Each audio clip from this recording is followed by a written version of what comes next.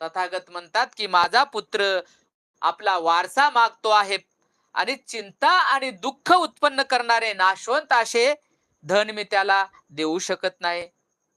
कारण सर्व गोष्टीचा त्याने धनाचा त्याग केलेला होता.